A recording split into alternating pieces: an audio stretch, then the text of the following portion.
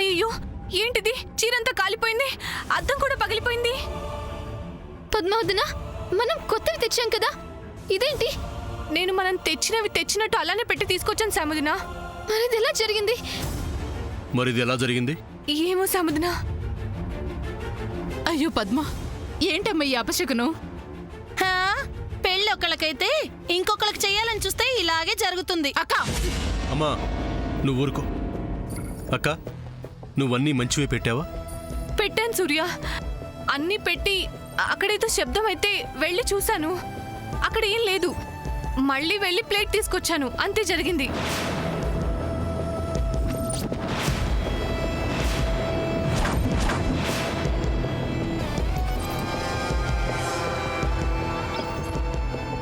ఏ సామాన్య, ఏంటిది? ఏంటి ఇవన్నీ ఇలా ఎందుకు చేసావ్? నాన్సెన్స్. నేను చేయడం ఏంటి? Don't bluff. సామాన్య, ఇది నీ పని. నాకేం తెలీదు. తెలుసు, కావాలనే నువ్వు ఇవన్నీ ఇలా డిస్ట్రాయ్ చేసావు. ఏ సమంత, నా బేబీకేం తెలీదని నీకు చెప్తుంటే అర్థం కాదా? ఏంటి న్యూసెన్స్?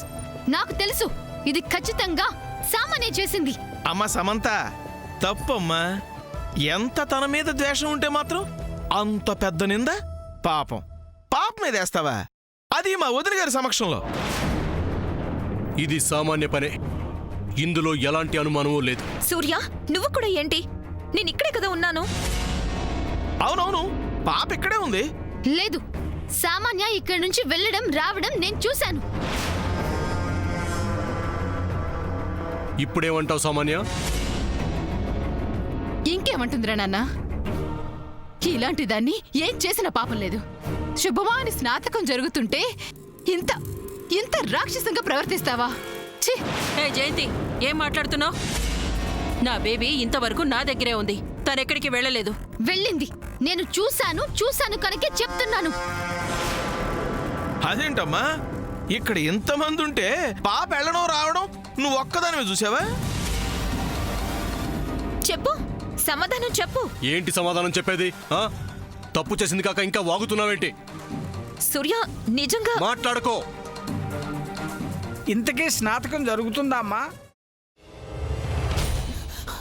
నువ్వు ఇంకేమన్నా చెప్పాలా? ఇంకేమన్నా అబద్ధం చెప్పాలనుకుంటే చెప్పేయి. నేను చూడాలనుకుంటున్నాను నన్ను మోసం చేయడానికి నువ్వు ఎంత నీచానికి దిగజారగలవు అని. ఎందుకు ఆలియా, ఎందుకు నువ్వు ఇలా చేసావు? నీకు తెలుసు కదా, నానమ్మ తర్వాత నీ ఒక్కదానిని కదా నేను పూర్తిగా నమ్మేది. ఏమన్నావు నువ్వు? ఈ మధ్య అన్నిటినీ మర్చిపోతున్నావా? అది చాలు. వాటిలో ఉన్న శక్తి విషయాన్ని గ్రహించి మనకు వివరిస్తాయి.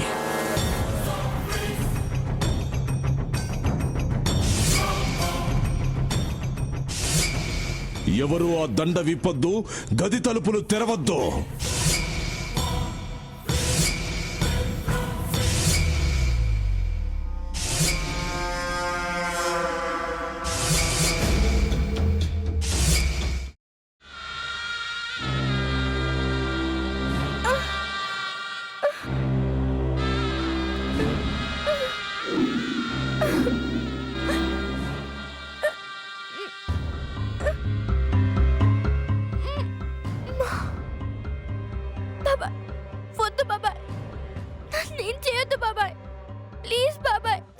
నీకు నిజం తెలిసినప్పుడే నా ఆలోచనలో నువ్వు చచ్చిపోయావు.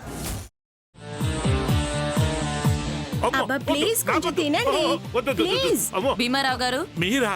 ఇగో మీరా కాదు, సక్కుబాయ్. అవును, మీ పనామే లేచిపోయిందని చెప్పి కంప్లైంట్ ఇచ్చినావు కదా. రేయ్, ఆయన కంప్లైంట్ ఇచ్చింది లేచిపోయిందని కాదు, కనిపించడం లేదు అని. అట్లానా? సరే మేడం. ఇడియట్. ఆ వంట మనిషి పేరేంటన్నారు? రత్తాలు మేడం. ఏం పెద్ద మంచి, నీ వంట మంచిని కూడా మేడం అని పిలుస్తావా? రేయ్ హాఫ్ బ్రెయిన్,